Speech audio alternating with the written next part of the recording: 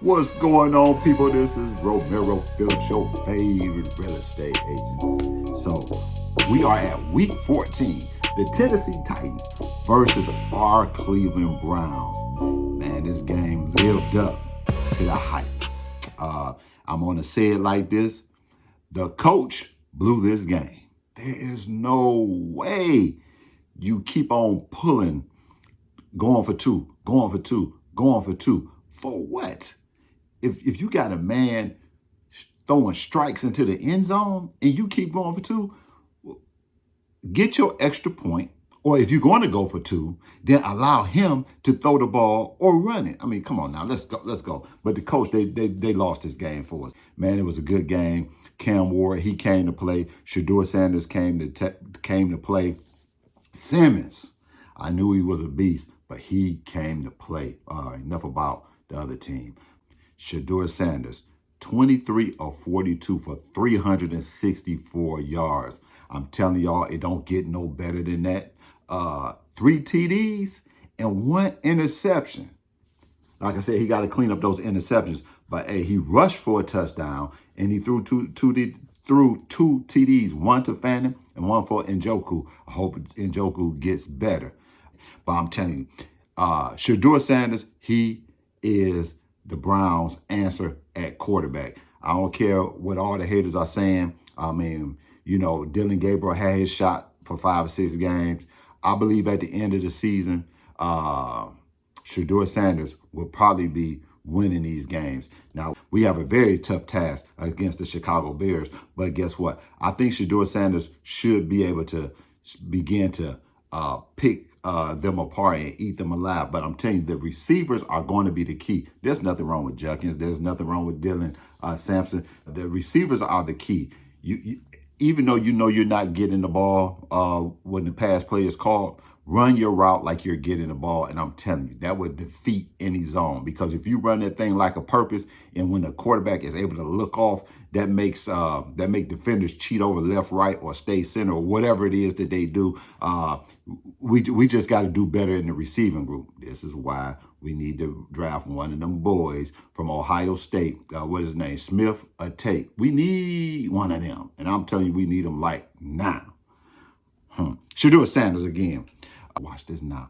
He had 3 carries for 29 rushes with 1 TD. 14 was his longest one. Let's get to Quinshon Judkins. 14 carries for 26 yards. After a while, you know, when you fall behind in the score, you're going to have to start passing the ball.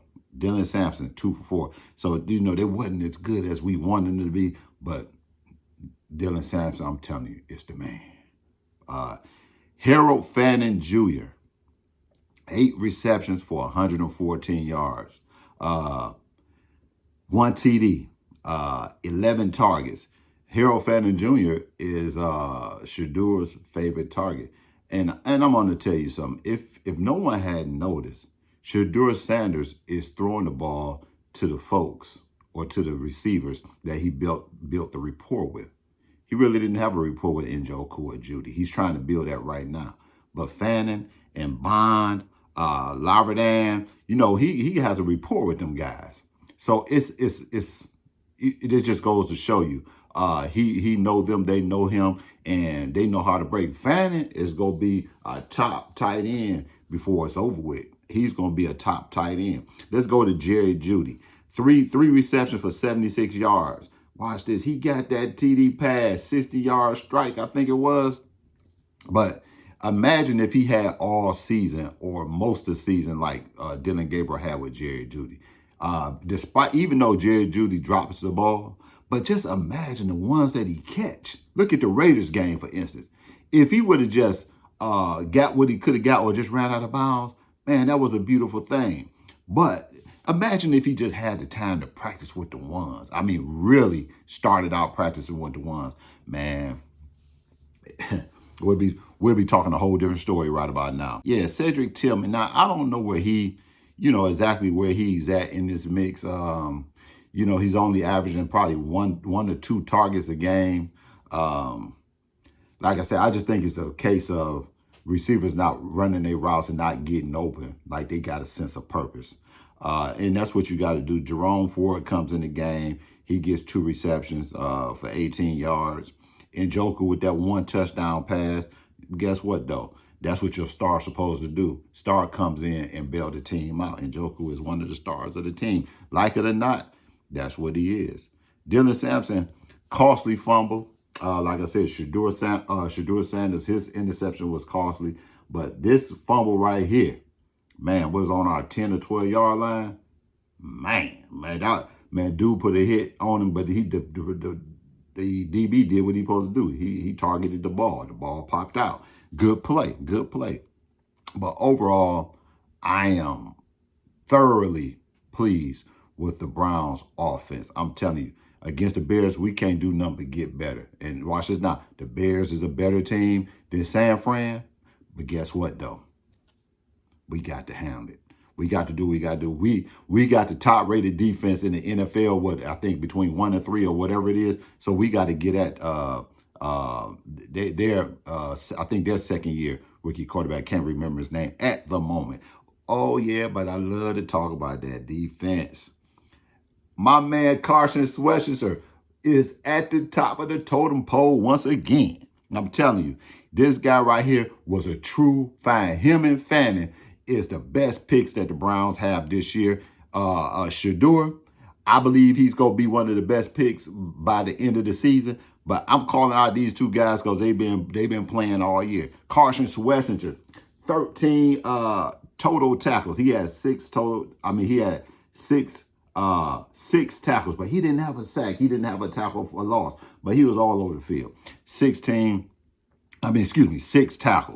6 solo tackles. I'm sorry, 6 solo tackles. Devin Bush. Anybody know about that Devin Bush, huh? Devin Bush, 3 solo tackles.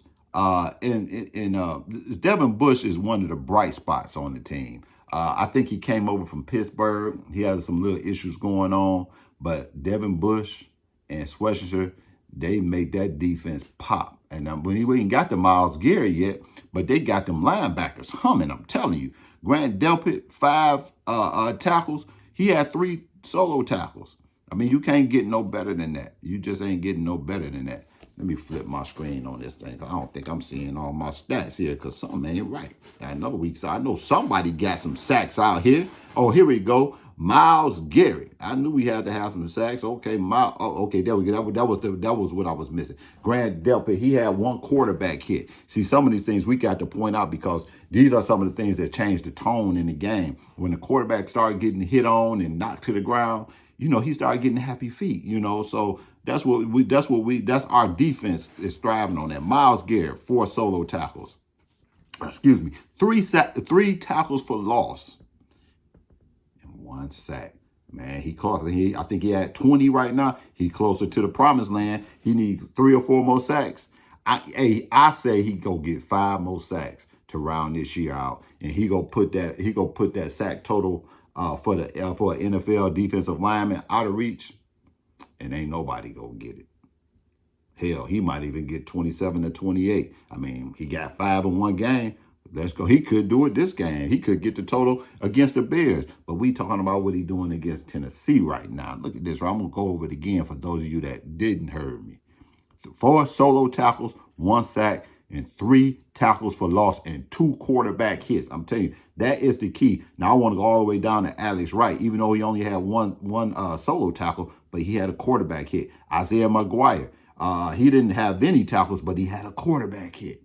That makes the difference when that quarterback's standing back there, because no quarterback don't want to get hit. I don't care how tough you is.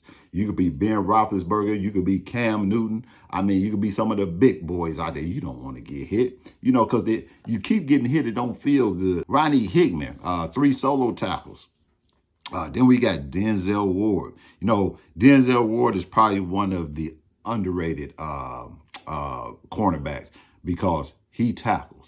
That's why he gets hurt. I never understood in the years past how you go let a running back get out into the flat and leave your little cornerback to make that hit. But you know what? When you go back to Denzel Ward's Ohio State games, he was laying the wood on folks. But we need you. We need you to cover them wide receivers. So I am glad we got Schwarzenegger and Bush that can run over the field and make those tackles on those running backs. Let's go, let's go. Who we got? Mr. DiBiase. 2 solo tackles. He had 4 tackles total, but he had 2 solo tackles. Good stuff. Miles Harden, 1 solo tackle. Tyson Campbell, 2 solo tackles. This was a pivotal trade for the Cleveland Browns. And this guy, he is, how can I put it? He is paying off. He is almost shut down like Denzel Ward. And some of y'all might not think Denzel Ward is shut down. So what? Hey, go Browns. Let's go. Mason Graham, silently in the stats again. 2 solo tackles, and people keep saying, well, he's not doing enough. Well, he got 2 solo tackles. Have you ever thought he plugging up the hole and they got to run around his spot? Now, granted, sometimes they get around him because, you know, he don't have the experience. He get pushed to the side. He don't have experience yet, but Mason Graham is there. I'm telling you.